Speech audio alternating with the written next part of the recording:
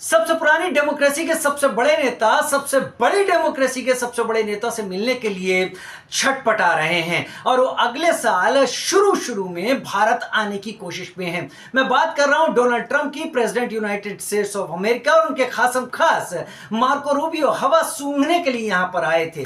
तो Donald Trump आखिर क्यों यहां पर आना चाहते हैं और डोनाल्ड ट्रंप की मजबूरी क्या है? क्या डोनाल्ड ट्रंप अपनी ताकत दिखाना चाहते हैं या डोनाल्ड ट्रंप हाथ जोड़ना चाहते हैं बंद दरवाजों में जो संबंध बिगाड़ कर उन्होंने हासिल किया है? मैं ग्राफिक्स बाय ग्राफिक्स 7 पॉइंट में आपको समझाने जा रहा हूं और बहुत जल्दी आप चीजें समझेंगे।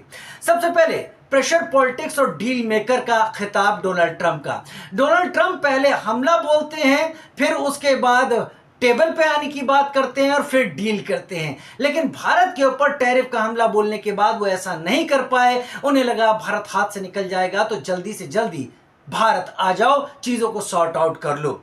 ब्रिक्स की ताकत से डोनाल्ड ट्रंप घबरा गए हैं, जहां पर चीन, रूस और भारत एक प्लेटफॉर्म पर आ चुके हैं। 40% बिजनेस है इन सारे देशों का। यह डोनाल्ड ट्रंप को घबराने पर मजबूर कर रहा है। तीसरा, डी डॉलराइजेशन। ये सभी देश डॉलर में कोई व्यापार नहीं कर रहे और जितना डॉलर में कम व्यापार होगा उतना डॉलर को चोट पड़ेगी, क्योंकि ये लोकल करेंसी में कर रहे हैं और अगर ये ट्रंप के कार्यकाल में होता है तो ट्रंप पर धब्बे की तरह हो जाएगा।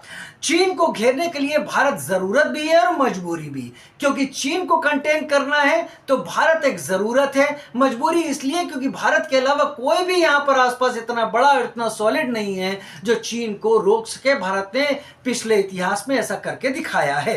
उधर पाकिस्तान की हकीकत ट्रंप को पता है, वो टेम्परेरी है लेकिन परमानेंट पार्टनर नहीं है। जिसकी खुद की फाइनेंशियल कंडीशन खराब हो, वो कहां से सबसे पुरानी डेमोक्रेसी के लिए, सबसे बड़ी इकोनॉमी के लिए एक बड़ा मार्केट दे पाएगा? लेकिन भारत के पास ऐसा है, इसलिए भारत को खोना ट्रंप के लिए इस वक्त मुनासिब नहीं है और ट्रंप वही नहीं करना चाहते।